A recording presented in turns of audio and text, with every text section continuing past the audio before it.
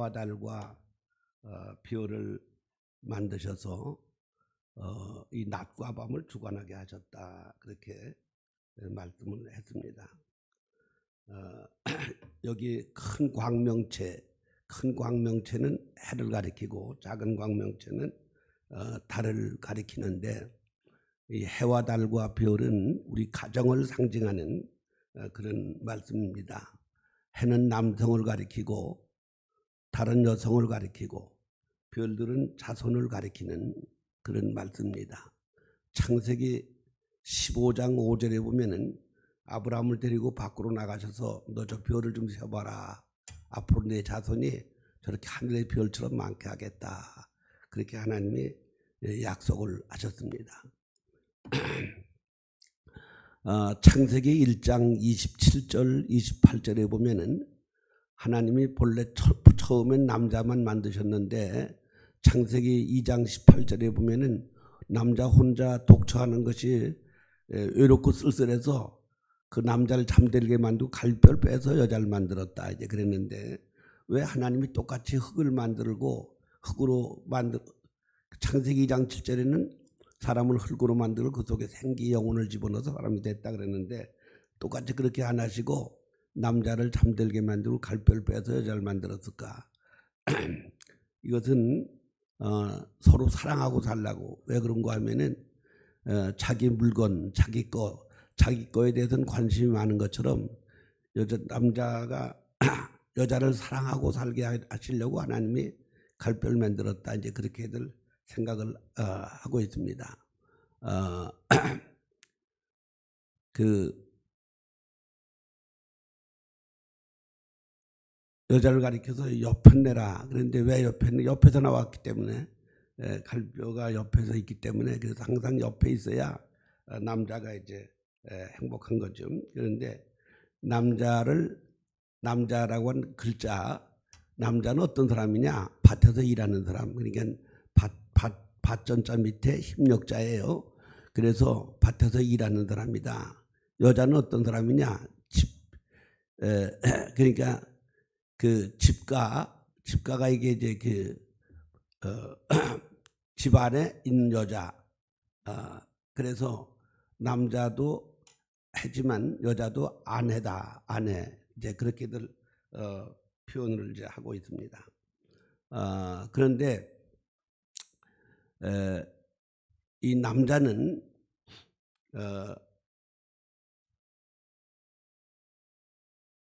힘이 있어서 밖에서 일하는 사람이고, 여자는 집에서 조용히 이제 앉아 있는 사람인데, 우리가 달력을 보면은 양력이 있고 음력이 있는데, 그 음력은 꼭 보름 되면은 달이 뜨잖아요. 근데 양력은 다르죠. 이제 양력은 그게 맞지 않는데, 그 음력을 만든 사람, 이 음력을 꼭 보름만 되면 달이 뜨잖아요. 그래서 이 양력과 음력이 이제 다른데, 이 음양이 합해서 바로 이제 그 아기가 나오게 되는 겁니다. 그래서 창세기 1장 27절에 한 남자와 한 여자를 만드시고 하나님이 거기서 생육하고 번성하고 충만하고 정복하고 다스려라, 이 5가지 복을 주셨습니다. 그러니까 남자와 여자를 결합해서 자식들을 낳게 이제 하신 것처럼, 이 해와 달과 별은 바로 이렇게 이 가정을 여기서 의미하고 있는 것입니다. 그런데 우리는 보통 아침 저녁 그렇게 생각하는데, 성경에는 저녁을 먼저 얘기를 했어요. 그러니까 1장 5절에 보면은 저녁이 되고 아침이 되니 첫째 날이다. 8절에 보면은 저녁이 되고 아침이 되니 둘째 날이다. 그 다음에 13절에 보면은 저녁이 되고 아침이 되니 셋째 날이다.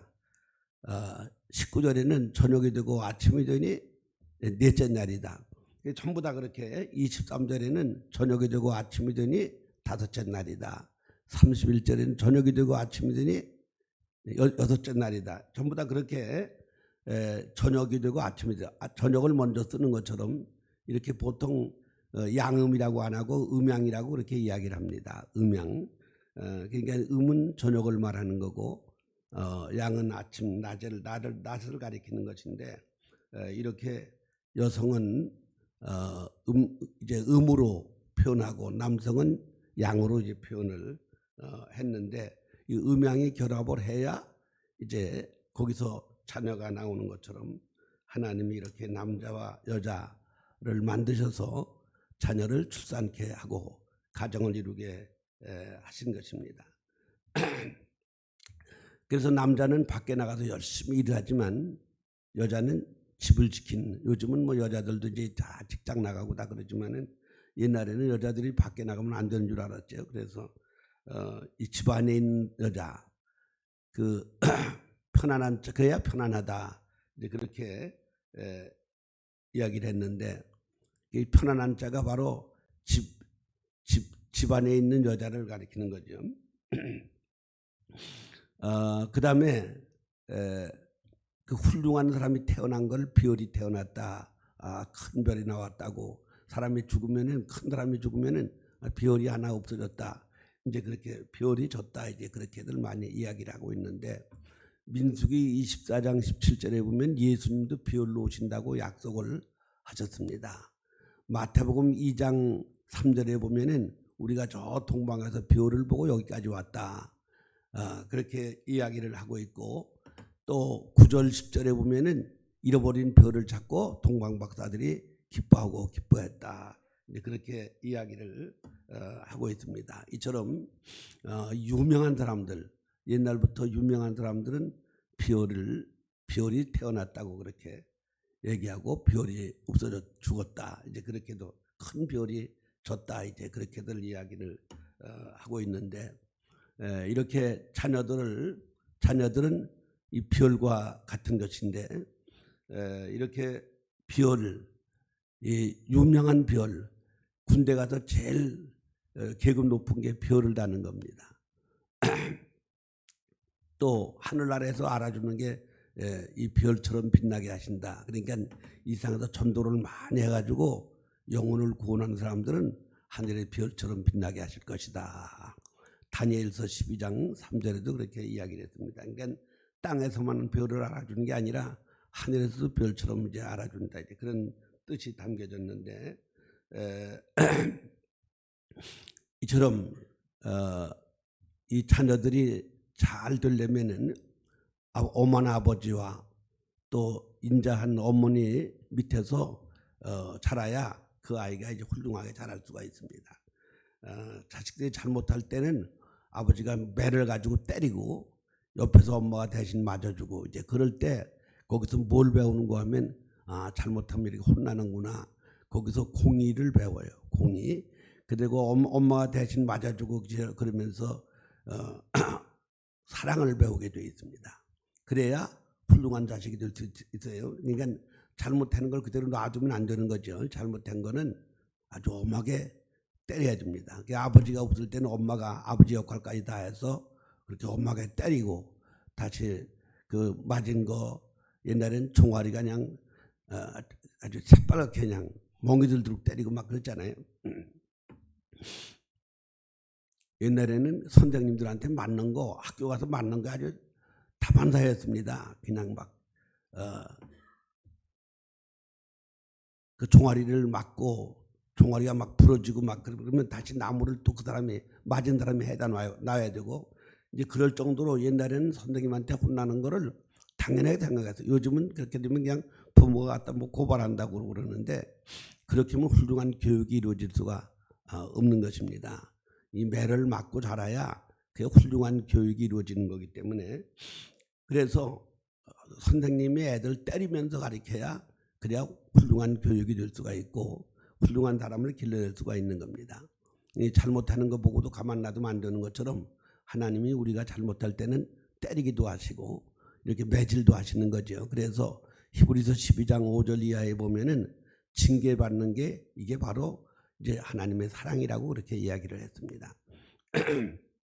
그래서 우리가 신앙생활이 이제 그 잘 성장하려면은 매를 많이 맞아야 돼요. 그래야 훌륭한 신앙이 되는 거지. 매를 안 맞으면은 신앙이 온상성에 자란 묘처럼 이제 별로 힘이 없는 거죠. 그런데 매를 맞고 자라야 그래야 훌륭한 신앙이 될 수가 있는 것입니다. 그 제가 그 예수를 처음 믿고 나서 아주 시험이 아주 굉장히 많았어요. 그러니까 그 시험 많은 게 이제 그렇게 우리 신앙을 연단시키는 거기 때문에 지금 보니까 그게 참 그때 그 처음에 내가 예수 믿을 때 시험이 많았었는데 이제 그런 걸 통해서 신앙이 빨리 그 신속하게 자라게 하시는 하나님의 섭리였다. 이제 그런 거를 이제 볼 수가 있습니다. 그러니까 하나님은 아주 일찍부터 우리를 다 알고 계시고 우리를 연단시키시고 그래서 하나님이 쓰시는구나 하는 거를 이제 경험하게 되는데 우리 아버지가 얼마나 무서웠는지 우리 아버지가 계시면 제가 신앙생활을 못했어요. 아주 철저한 유교 신자이기 때문에 그래서 제설 안 지낸다고 그러면 뭐 말도 안 되는 거지 이게 말이죠. 그런데 아버지 돌아가시고 나서 바로 어머니가 이제 그 암이 걸려가지고 그 예수 믿는 사람이 고치는 바람에 저도 예수를 믿게 됐는데 그러고 나서 우리 형님 큰형님 돌아가시지 할머니 돌아가시지 아주머니 돌아가시지 아주 그냥 초상이 그냥 줄초상이 계속 나오고 그러는데 근데 그런 걸 통해서 그때 제 신앙이 이제 자랐던 것 같아요. 그래서 이렇게 우리가 예수 믿다가 어려움을 당하면 어떤 사람은 낙심하고 그러지만 이제 그런 게 바로 우리 신앙을 연단시키는 하나의 과정이다. 이제 그렇게 봐야 되는 거죠. 그래서 이 훌륭한 자식을 키우려면은 매를 많이 때려야 그래야 그 아이가 훌륭하게 자라고 예의 바르고 정의감도 있고 이제 그렇게 되는 거죠. 그래서 아버지가 엄하게 때리고 엄마는 옆에서 말려주고 대신 맞아주고 하는 이런 걸 통해서 공의를 배우고 사랑을 배우는 그래 훌륭한 인격자가 될 수가 있는 것처럼 우리 신앙생활 하는데 이렇게 가끔 이렇게 어려움이 있고 시련이 있는데 이제 그런 것들이 우리 신앙을 연단시키는 그런 과정으로 우리가 봐야 되는 거죠. 그렇기 때문에 야고보서에서도 너희가 여러 가지 시험을 만나거든 온전히 기쁘게 생각해라. 왜? 그 시험이 바로 우리 신앙을 연단하는 거라고 그렇게 말씀을 했습니다. 이처럼 훌륭한 자녀들은 매를 많이 맞아야 된다. 이제 그렇게 생각을 해서 바로 이렇게 정말 가정의 별이 되려면은 아버지 어머니의 훈육을 받는 그런 자녀가 돼야 훌륭한 자녀가 될 수가 있는 겁니다. 우리가 잘 아는 김유신 장군 같은 사람도 그 화랑 때 기생네 집을 이제 매일 다녔는데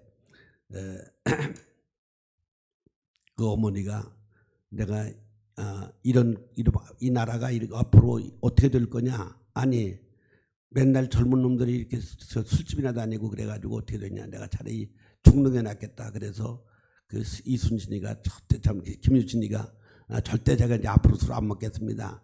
근데 하루는 이 말을 타고 가는데 말이 졸았는데 이 말이 술집으로 간 거예요. 기상네 집으로 간 거예요.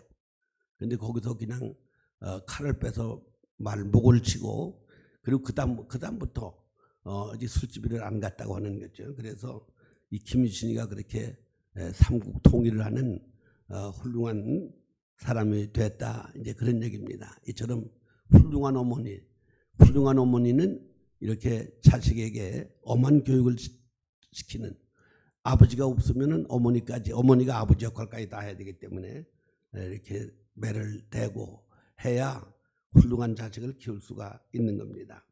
그래서 여기 해는 아버지고 달은 어머니고 별은 자식들을 가리키는데 이게 훌륭한 자녀가 나야 그 가문이 이제 빛나는 거죠. 이제 그렇게 되려면은 바로 아버지 역할, 어머니 역할을 잘해야 훌륭한 자식을 키울 수 있다. 물론 그 자식이 다 귀하지만 그러나 매를 대지 않는 사람은 훌륭한 자식을 키울 수가 없는 거죠. 그렇기 때문에 잠언에도 보면은 매를 참아 대지 못하는 부모는 훌륭한 자식을 키울 수가 없다고 그렇게 말씀을 했습니다. 그렇기 때문에 이렇게 그 아버지가 그 잘못할 때는 그냥 매를 때리고 어머니가 말리면서 거기서 자식이 훌륭하게 자라나기 때문에 훌륭한 가정에서 훌륭한 자녀손들이 많이 태어나려면은 이런 그 교육을 통해서, 요즘 뭐 아기를 안 낳기도 하지만은 옛날에는 그냥 보통 한 5, 6명, 7, 8명 그렇게 되게 다 낳았잖아요, 전부 다. 어떤 사람은 뭐 13사람까지 낳은 사람도 이제 있는데, 요즘도 그렇게 낳은 사람도 뭐 혹 있다고 그러죠. 그런데 어쨌든 지금 0.6%밖에 안 낳는다고 그러는데, 우리 기독교인들은 암만 못 낳아도 셋은 낳아야 됩니다.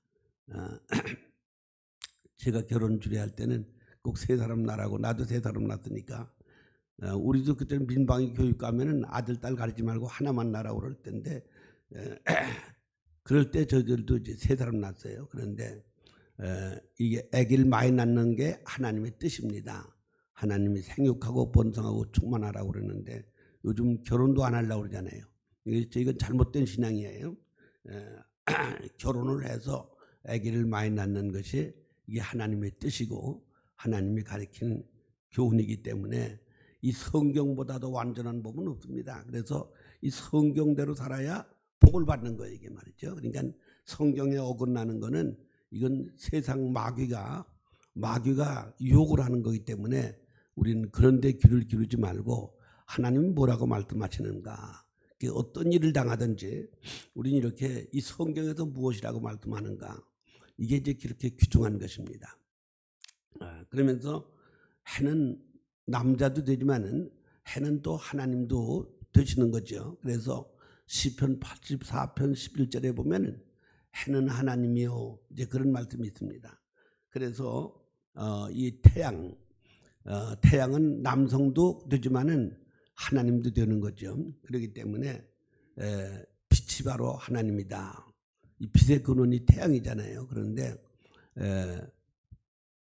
요한일서 1장 5절에 보면은 하나님이 빛이라고 그렇게 말씀했고, 데살로니가전서 5장 5절에 보면은 우린 빛의 자녀다. 그러니까 하나님의 자녀라 이 말이죠. 빛의 자녀다. 그렇게 말씀을 했습니다. 그래서 이 빛은 태양을 가리키고, 태양은 남성을 가리키기도 하고 이제 여성을 가리키기도 하고, 태양이 하늘이라고 하면은 바로 다른 땅이다. 그래서 이게 하늘과 땅이 조화를 이루어야 모든 만물이 이제 사는 것처럼, 이렇게 그 태양을 하나님으로 본 데도 있고, 그리고 달을 땅으로, 음지로 그렇게 보기도 이제 하는데, 어쨌든 여기서는 오늘 본문에서는 바로 해와 달과 별은 바로 이렇게 천지 조화를 이루는 것인데, 천부경이라는 책이 있어요. 거기 보면은 천지인, 그러니까 하늘과 땅과 사람, 이게 아주 제일 중요하다, 이제 그렇게 천지인에 대해서 이야기를 하고 있는데, 여기도 이것이 오늘 이제 그것과 비슷한 말씀이 될 수가 있겠습니다. 그래서 하나님이 해와 달과 별을 만드셔서 낮과 밤을 주관하게 하시고 사시계절을 만드셨다. 그러니까 이 달력을 누가 만들었는지 아주 참 굉장히 이제 그 수백 년 수천 년 후에 그걸 다 알고 달력을 만들었잖아요. 우리는 그냥 당연하게 생각을 하는데, 그 보름만 되면 꼭 달이 이제 떠오르고 이제 그러는데, 보름달이 떠오르고 그러는데, 그게 바로 이렇게 음력을 기준해서 만든 거고,